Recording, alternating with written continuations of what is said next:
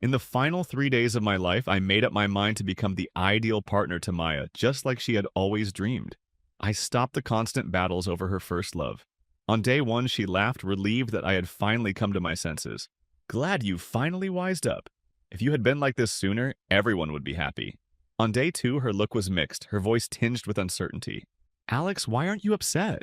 I gave a slight grin. Isn't this what you always wanted? Before reconnecting with the system, Maya and I had been at odds for a week.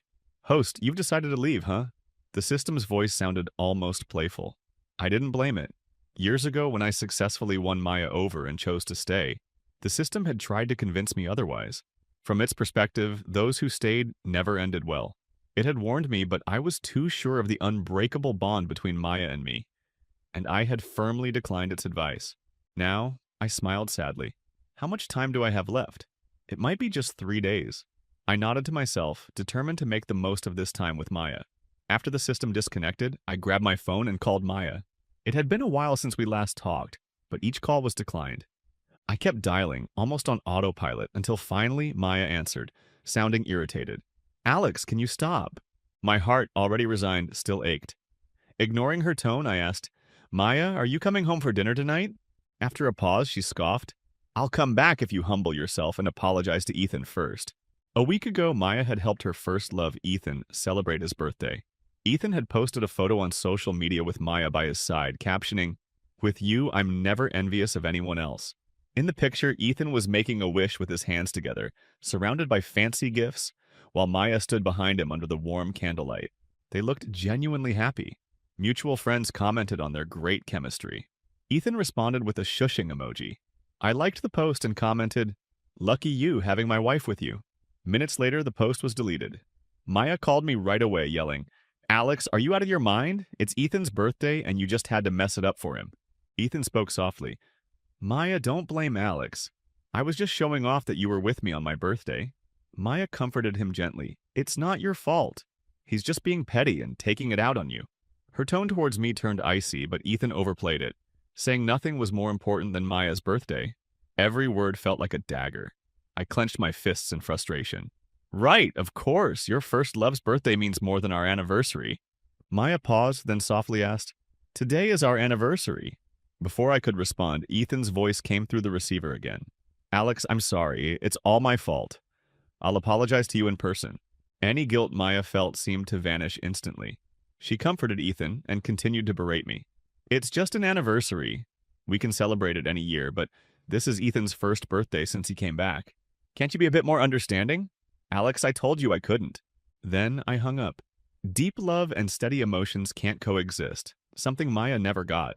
The ice cream cake with two tiny figures kissing had slowly melted, ruining our 7th anniversary inscription. I grabbed the cake and tossed it in the trash. Just then, a new message notification popped up on my phone. It was another jab from Ethan's secret social media account. Alex, I told you before, if Maya ever had to choose, she'd always pick me. Do you believe it now? Just hours ago I didn't. But now, it's a fact. Maya didn't come home that night. The next morning, she was having breakfast in the dining area. Seeing me, she gave me a cold stare. Come with me to the office later and apologize to Ethan. He couldn't sleep all night because of your comment. I scoffed. I'm not going. I've never heard of the rightful spouse apologizing to a side piece. Alex, why are you being so tough? Ethan is just my assistant. He's lost everything. Can't you show some kindness? I smirked at her. An assistant you slept with. Maya's expression changed. She threw her bowl to the floor, shattering it. I just watched her, disappointment filling my heart. How did Maya end up like this? If you're going to be so stubborn, let's separate for a while. She spat, slamming the door as she left. She didn't return for a week. I endured sleepless nights, my heart aching. Meanwhile, Ethan's secret account kept updating. On a business trip to Bali with the boss. Haha. The boss knows I love little cakes. I thought Maya'd say it's silly for a guy to like sweets. The boss looks amazing in a bikini. I didn't argue anymore, just quietly saved the screenshots. When things go south, it's best to just discard them. That morning, Ethan's post announced their return from Bali. Maya's voice came through the receiver again. Alex, did you hear me? Snapping out of my thoughts, I replied, All right. The noisy background on her end suddenly went silent. A few seconds later, Maya asked again, What did you say? I forced a smile and said, I'll apologize to Ethan. For the last 3 days, I'll do everything you ask, then I'll leave you forever. I followed the location Maya sent me. The lively private room was buzzing with people. As soon as I walked in, someone called out, "Alex is here." The playful voice was full of anticipation. Ever since Ethan returned, Maya and I had been fighting every few days. All our friends knew about it. I scanned the room and saw Maya sitting in the middle of the sofa. Our eyes met. Her expression was unreadable. Ethan was beside her. "Alex, I heard you're here to apologize to Ethan." "Right," I replied. Someone teased, "Maya's friends are the best at going with the flow. When she loved me, they called me Alex and never joked with me. Now that Ethan is back, everyone can see his place in Maya's heart. Their attitude toward me has changed. There's a lot more disdain." I stepped forward, glancing at the filled wine glasses on the table. I picked one up lightly to show my sincerity. "I'll drink this glass as an apology to Mr. Lee." Maya tilted her head, watching me silently. Everyone around us seemed excited, like they were watching a show. "Alex, what are you doing?" Ethan suddenly stood up and grabbed the glass from my hand. "Alex, you had every right to scold me. You don't need to apologize." But his expression said otherwise. It looked like I had forced him. A flicker of pain flashed in Maya's eyes, and she stood up, urging him to sit back down. "If he misunderstood you, he should apologize. I'm here, so there's nothing to worry about." Ethan looked gratefully at Maya, then turned to me after a few seconds. "Alex, just drink this glass and all our misunderstandings will be cleared." He smiled and handed me the glass. "Alex, you're not upset now, are you?" I looked at Maya and gave a faint, indifferent smile, taking the glass. "Of course not." I raised the glass. "Everyone here, be my witnesses. Previously, I misunderstood Maya and Mr. Lee's relationship, which caused trouble for Mr. Lee. Today I'll drink this glass as self-punishment and apologize to Mr. Lee." After I finished speaking, I glanced around at everyone present. They all seemed stunned. Someone whispered, "Is this really the Alex who never backs down?" Maya, sitting in the center, also looked momentarily shocked. Ignoring her fleeting look of surprise, I raised my hand and downed the glass of wine. I was allergic to alcohol. Others might not know, but Maya did. As I finished the glass, my body felt like driftwood floating in a river. Someone helped steady me.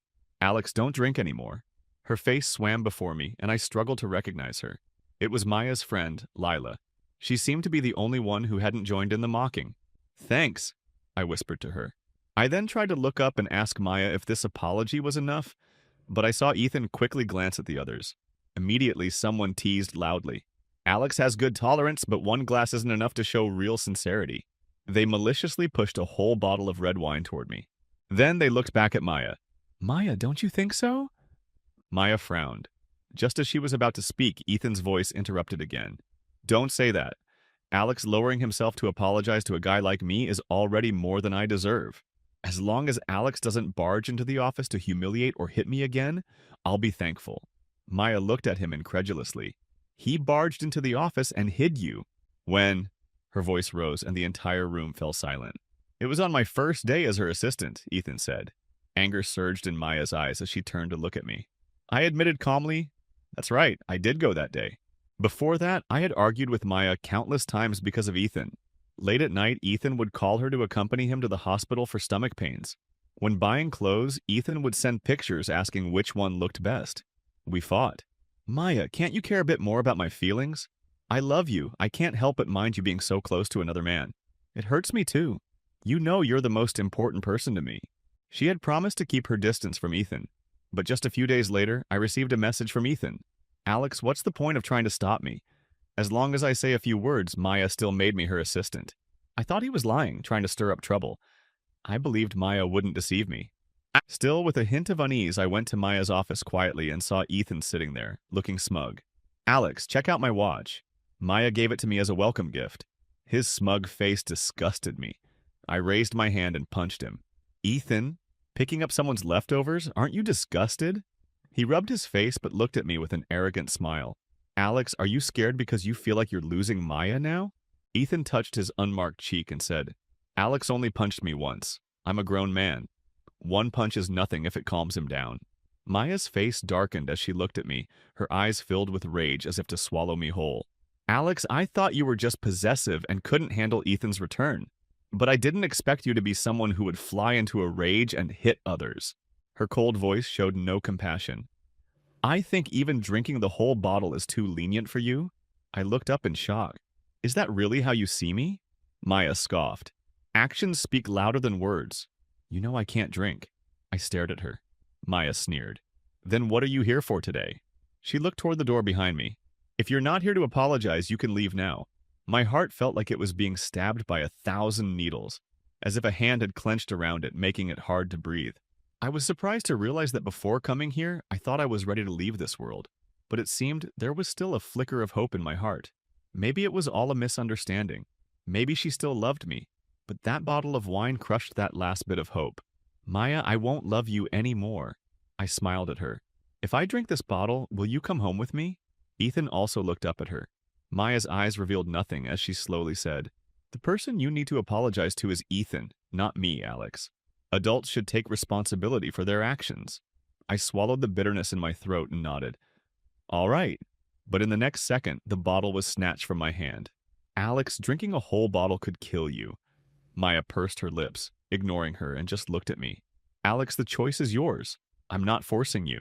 My heart had already shattered into pieces, and now I didn't even feel the pain. I'll drink. I took the bottle from Lila, quietly thanked her again, and put my mouth to the bottle, gulping it down. In my daze, I seemed to see Maya pushing through the crowd, walking toward me. The bottle was taken from my hand, and my body fell heavily. Maya, this wine is damn bitter. In my dream, it felt like I had gone back 7 years.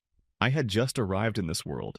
Back then, Maya was repressed, in pain, and hated everyone around her. She was an illegitimate child, brought back to the Lin family only after her mother passed away. The system reminded me of the story's background. When Maya was a child and first returned to the Lin family, she wasn't liked by the other kids from prominent families and was often bullied. One time, when a group of these children were spraying her with water guns, Ethan, dressed in a little suit, stepped forward to defend her. This became a cherished memory that Maya would never forget. But what she didn't know was that Ethan was only doing it to impress the girl watching from a distance, trying to appear brave and kind. Maya in all this was merely a tool. When I arrived, Maya was already making a name for herself in the Lin family, but she was cold-hearted, ruthless in business, and not favored by the family patriarch. I, the youngest son of a family that had been friends with the Lins for generations, had just returned to the country and was introduced to her as a potential match. Initially, Maya had no interest in me. For an entire month, there was no progress. Then, one day, I attended a crucial negotiation on behalf of my father, and Maya was there too. At dinner, an important figure deliberately made things difficult for me, insisting I toast each person at the table. After one glass, my body started itching, red rashes slowly appearing. As I lifted the second glass to my lips, someone reached out and stopped me. It was Maya. She took the glass from my hand and smiled faintly at everyone. The Lin and Chen families are close. I'll take the remaining toasts on Alex's behalf. Amidst the clinking glasses, she subtly shifted the conversation away from me and leaned in to whisper, If you're allergic to alcohol, I suggest you quietly leave now and take some medicine. I'll cover for you. I paused, looking up at her, but her eyes had already brightened as she smoothly joined in the conversation with everyone else, confident, poised, at ease. In that moment, I knew I had fallen for her. I began deliberately showing up around her, slowly softening her sharp edges, helping her build a closer relationship with the Lin family patriarch. I also used connections from the Chen family to help her secure one contract after another, increasing her influence within the Lin family. Our joint efforts left footprints across the globe. During a negotiation in Southeast Asia, we got caught in a crossfire between local factions. We were trapped for 3 days and nights. As we were about to leave the jungle, we encountered bandits. I stepped in front of her and a bullet hit my left chest. In that critical moment, the backup we had arranged finally arrived, rescuing us from the group of desperados. In the car taking me to the hospital, Maya's eyes were swollen from crying, her tears falling heavily onto me. She was trembling all over, asking why I was so foolish, begging me to hold on. She said, we haven't had our wedding yet, you haven't become my husband, you can't die. At that moment, I really thought I would die there. I raised my hand to touch Maya's face and forced a smile. Don't cry, Maya, I came to this world just for you. At the same time, the system notified me, Host, progress is at 100%. Congratulations, you've succeeded. Luckily, the bullet hadn't hit a fatal spot, and I survived. After 3 months of recovery, I married Maya in a grand wedding that made headlines worldwide. On countless nights after we were married, during our passionate moments, she would repeatedly tell me she loved me. By then, Ethan had already married the heroine overseas. I thought there would be no more complications in our world. In a daze, I felt someone trying to undress me. I pushed her away forcefully. Don't touch me. The person hesitated, her hand pausing over the scar left by the bullet. The wound had long healed, new flesh growing over it, but the memory of that moment was forever etched onto my body. She seemed stunned for a long time. She coaxed softly, "Stop fussing. Let's get you changed and take a bath." She kept muttering things I couldn't make out. I covered her mouth. So noisy.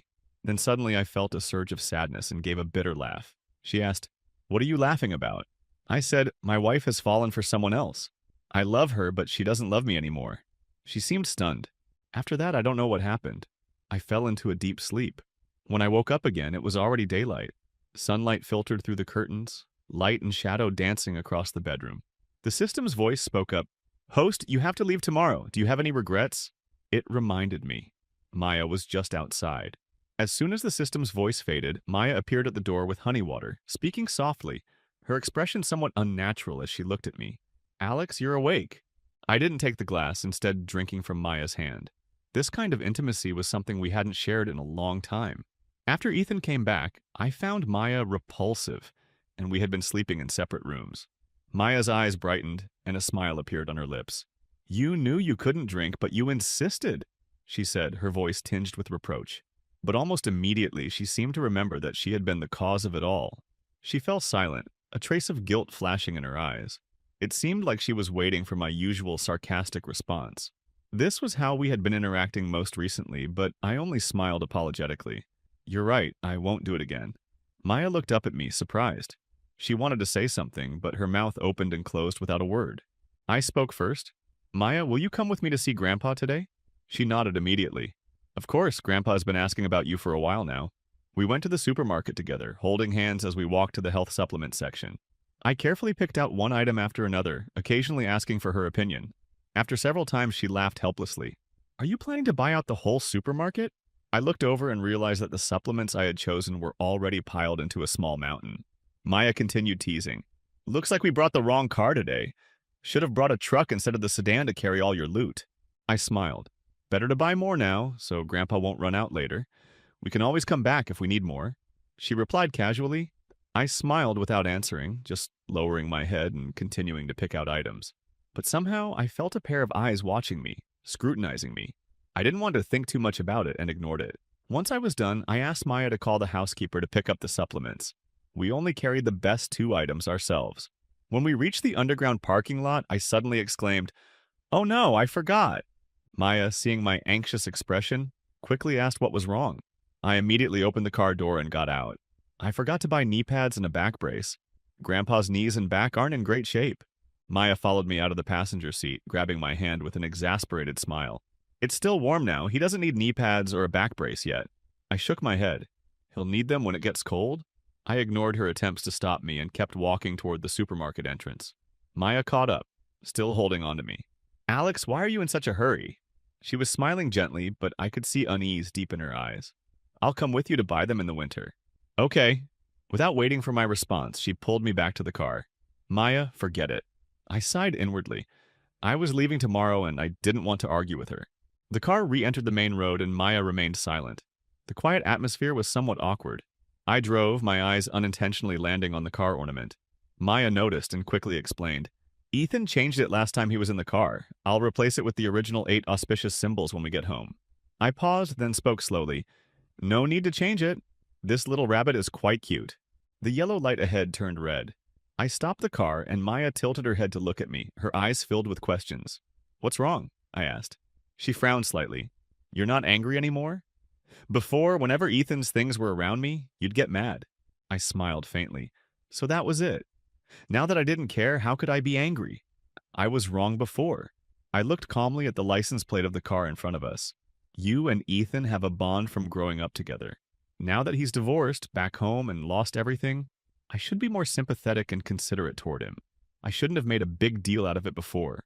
I sighed softly. Maya's frown deepened. "But the 8 auspicious symbols are something you personally knelt and prayed for. You really don't mind." The light ahead turned green, and I didn't answer, instead starting the car again.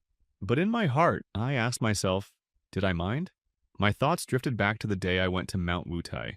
At that time, Maya had already fully taken control of the Lin family, but there were still many on the board who were unhappy with her. Why should a woman be in charge? Why should they be under her?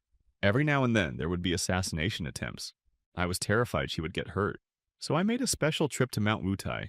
I knelt and bowed 3 times, repeatedly praying in my heart for the gods to protect Maya and keep her safe. The 8 auspicious symbols ornament, blessed by the monks, was also obtained then.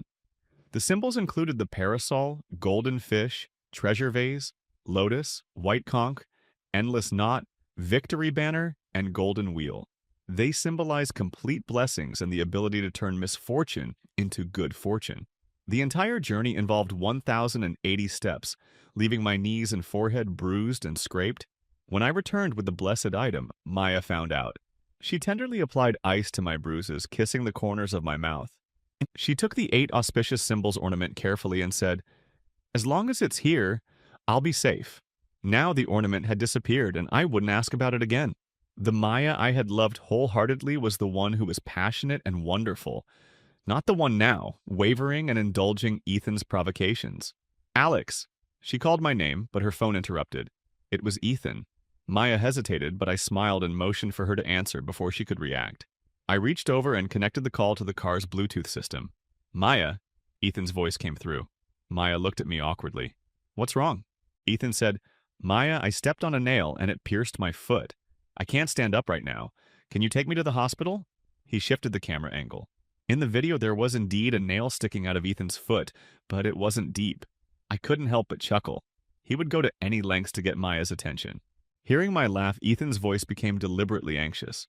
"Maya, is Alex there too? Am I bothering you too?" He lowered his voice. "I'm sorry, Maya. I didn't mean to. You know I have no family here anymore. Forget it. I'll handle it myself." On screen, Ethan pretended to try to pull the nail out, only to wince dramatically in pain.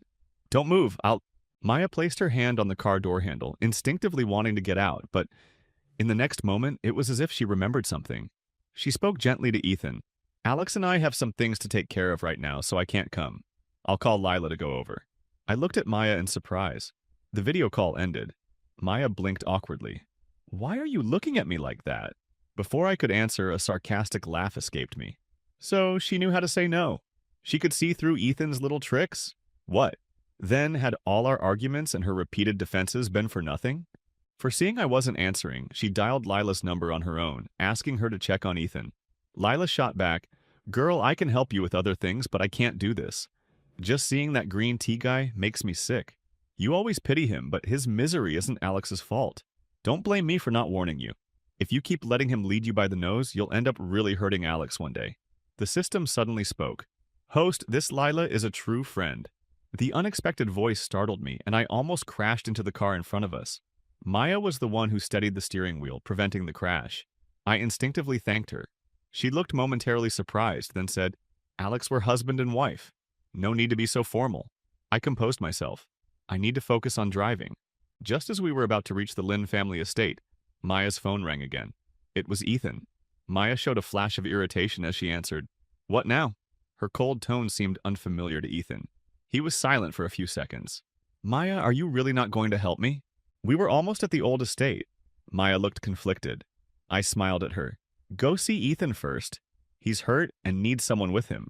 She looked at me sadly. "You need someone too, Maya." Ethan's voice suddenly rose. "You promised me when we were kids that you'd always be there whenever I needed you. Did you forget?"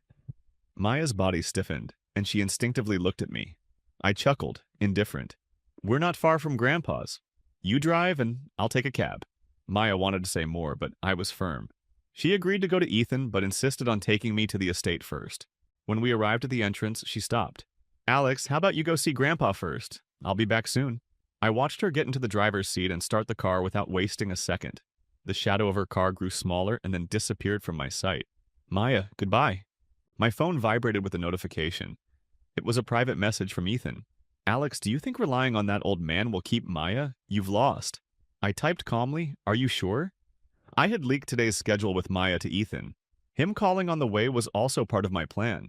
Even though this same scenario had played out countless times, I didn't mind one more. When I leave this place, it would deepen Maya's guilt and regret.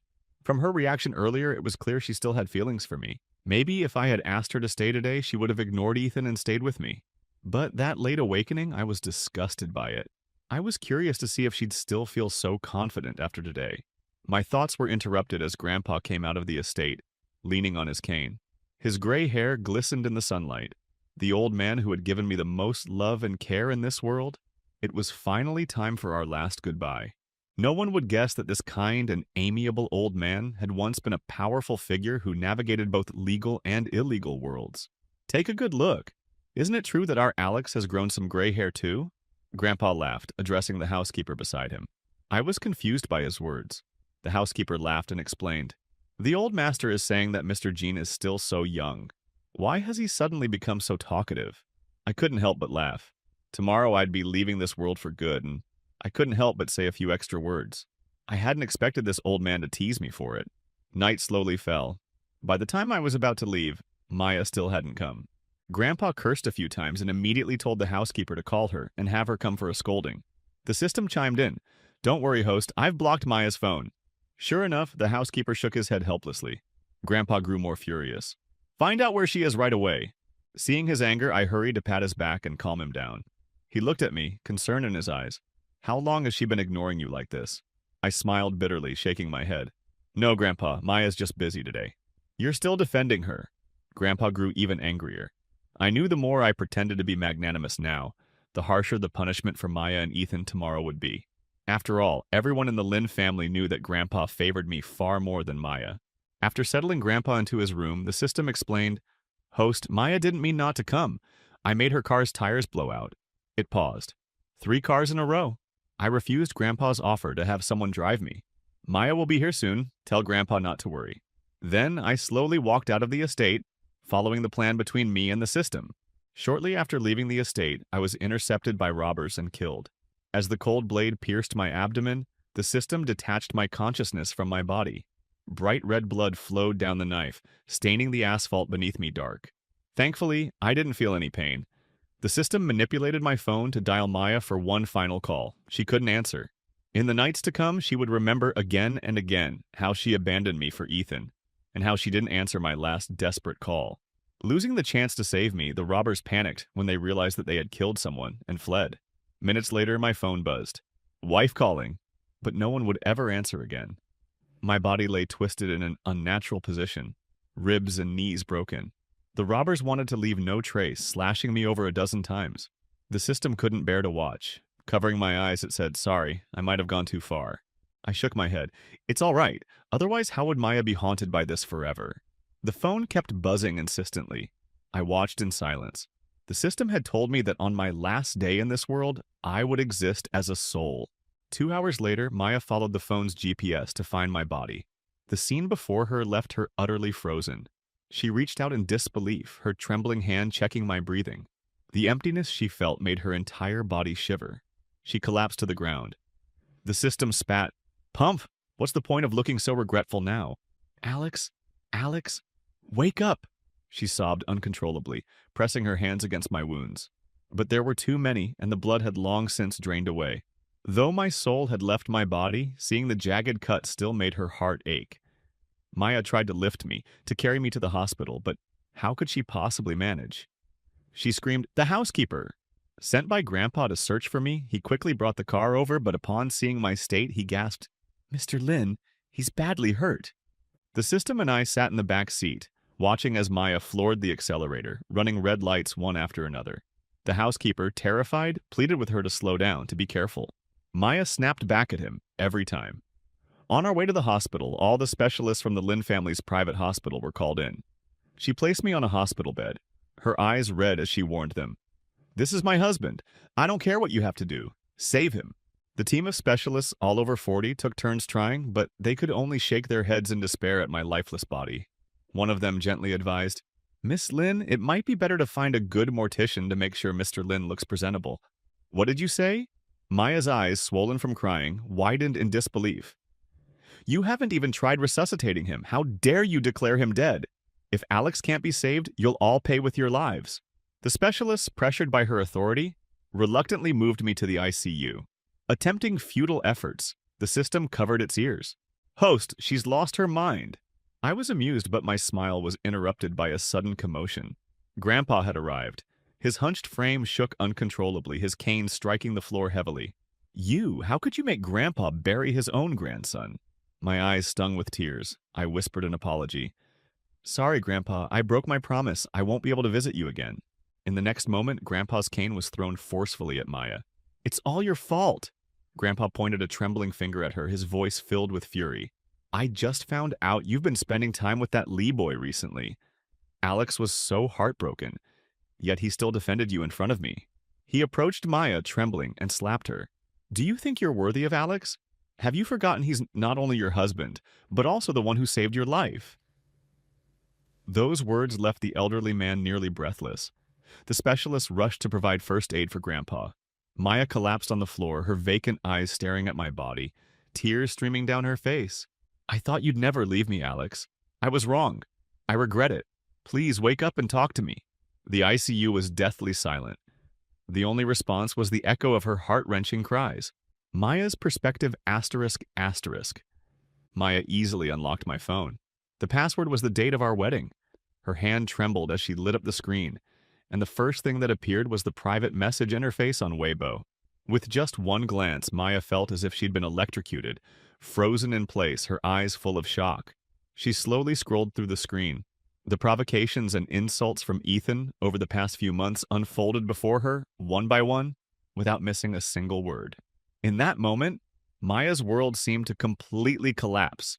She watched the indulgence she had once shown Ethan transform into countless venomous snakes, biting into her husband. A vibration came from WeChat, and Maya switched to the WeChat interface. It was a message from my personal doctor, Mr. Lin. Why haven't you come for follow-up treatment recently? She scrolled up and found the diagnosis confirming I had severe depression, extreme emotional distress, complete lack of vitality, frequent feelings of helplessness and despair, suicidal ideation, significant sleep disturbances. Maya looked at the date of the diagnosis. It felt familiar. Suddenly she remembered. That was the day Ethan joined LinCorp as her assistant. The doctor had asked, "Why do you feel this way?" I had replied, "My wife's first love came back. She often leaves me for him and fights with me. She wasn't like this before." A few minutes later, I had added, "I think she might not love me anymore." Maya closed her eyes slowly. Tears fell, soaking the front of her clothes. Her mouth opened and closed as if struggling to speak. Bitterness filled her mouth. After a long while, her voice finally became audible. "Alex, I'm sorry. I love you. I'm sorry for making you endure so much pain."